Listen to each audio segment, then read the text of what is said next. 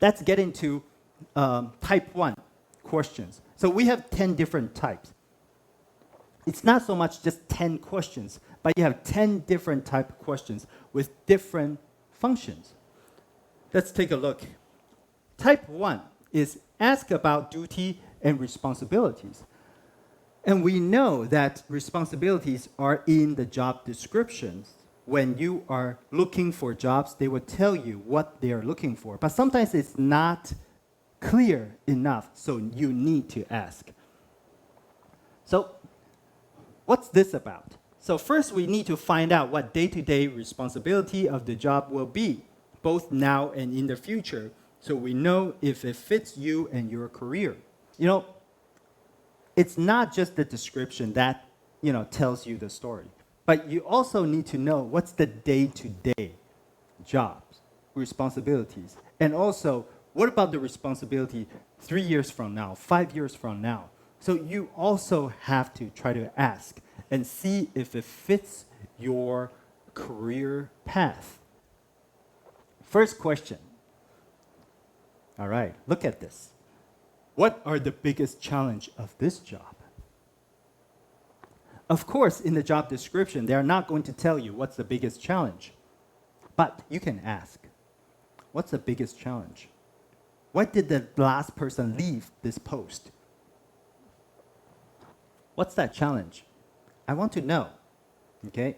I know that I can solve it. I just want to know what I'm dealing with right now, okay?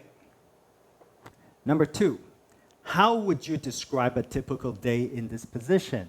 Not only that you can learn about this position's typical day would be like, but you can also learn about the company cultures. Do you have like a meeting regularly? What kind of meeting it is? Is it a stand-up meeting or it's like a formal conference call or something like that? So you want to know what's the routine work of this position. Simple, right? But very important. Especially if you're really interested in the job. You want to know more. You want to know more about this. Then you ask. You don't guess. You don't wait. You want to find out the answer quickly. And you get the opportunity when they ask you. And next question. What's the most important thing I should accomplish in the first 90 days? It's not just the interview candidate, that would be you in the future, or preparing for a job interview. When you ask this question and the interviewer has no idea, then you know, okay, now the position has turned. I ask you a question that you don't know how to answer, okay? So, but you don't want to challenge them, okay? You just want to be on top of the game and you want to learn things quickly, more about the job that you're looking for. So you ask this question, what's the most important thing that you need to accomplish in the first 90 days? So you can prepare yourself to get yourself ready and you get that job offer, you know what you're dealing with. Okay? So you ask these 3 questions, then you know that you will get a better picture of your duties and responsibilities for the job, for your own benefit. And let's say you already discussed this type of questions during the interview. So maybe you'll think about maybe other type of questions that you want to ask because you don't want to ask too many questions towards the end. So that's why I say 1 or 2 questions will suffice. Type 2, ask about the interviewer. So it doesn't have to be towards the end, but when you are asked, do you have any question for me? And this would be a good opportunity to build a relationship with the interviewer. And as we discussed that during the interview, we have small talk before the interview starts. That's one way to build relationship. And then in the previous class, we talked about using the interviewer's name in your answer. That's another way to build relationships. And asking questions about the interviewer is one more way to build relationship. So asking questions of the interviewer shows that you are interested in getting to know them, so you can instantly build rapport. The word rapport, there's no T, so just rapport, not report. Rapport is connection. It's a harmonious relationship. It's a good relationship, and that's what you need. When you meet the interviewer, you're trying to build that connection, a positive connection. Asking questions about the interviewer would help you build that rapport. So the first thing, what's your favorite part about working at this company? But of course, tone matters. When you are really interested in learning and knowing about the person, you have to change your voice. Okay? Voice is something that's really crucial in communication delivery.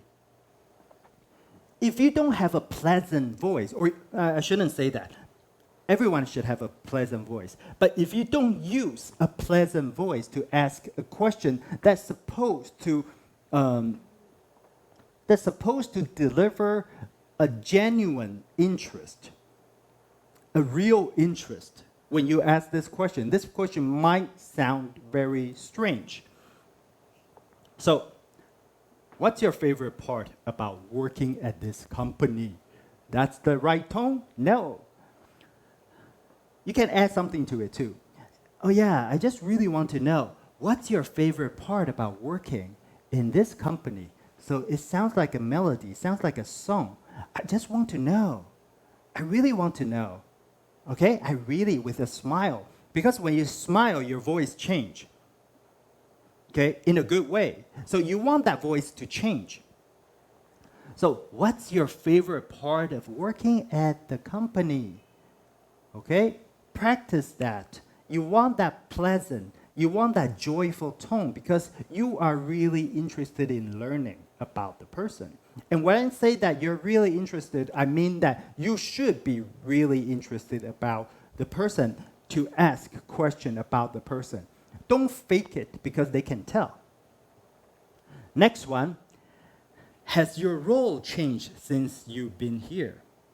Has your role? Yeah, I just want to know that. Has your role changed since you've been here?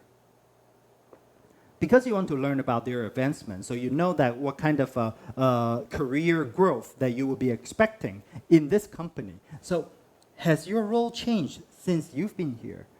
And they can talk about, like, yeah, I was just like you 5 years ago, 3 years ago, and I worked really hard, and I get to where I am now, and blah, blah, blah. So, this is a question that you can learn about the hiring manager.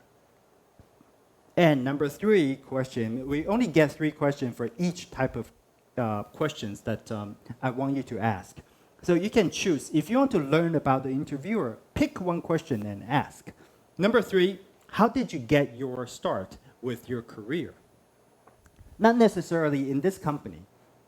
Yeah, I can see that you're really successful hiring manager. So how did you start your career? Okay, yeah, I just want to know, like, how did you, because I just graduated, so I really want to know that, how did you get to where you are? How did you get your start with your career? Give me advice, because I value your advice. See, that's the advantage of asking questions, because you are making people like you more by asking for their opinion. Okay? So, psychology. But you have to be really interested, because if you fake it and you're not doing a good job, they know. So, not just practicing, you have to be really, really interested. It has to come from here, your heart. All right. Type 3 question. Ask about the team. Of course, if your role requires working in a team, you have to learn about the team. And you care about this job. You're interested, so you need to know whether or not you fit in. So you have to ask. So your team plays a crucial part of your career success. Ask some questions to discover whether it's the right team for you. Okay, so it's a great company. It's got a great culture. But what if the team does not work for you? What if the team culture is not what you expected? Okay, not in a good way. What do? Then you have to consider whether or not this position is good for you. So asking is very important. And you know that we spend 60% of our career life with your company, with your work, 40% with personal life, 60%. You have to make sure that this job is right. Otherwise, your life will be so miserable. Okay? So make sure you learn something about the team if your role requires working with a team. First question, what are the strengths of the team I'll be working with and their biggest challenges? Of course, you phrase it like a positive question. You want to know about the strength, not the weaknesses. For this question, it's a positive question. So what's the strength of the team that I will be working with? So you phrase it like you are going to work there. So I will be working there.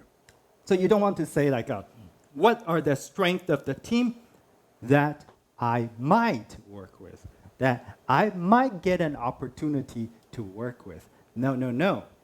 I will be working with and their biggest challenges. You don't say problems, you say challenges. Challenges you can overcome. Problem just sounds bad. Or next one, can you tell me about the team I'll be working with? Simple question like that. Similar question, but with nothing, with no limit to that question.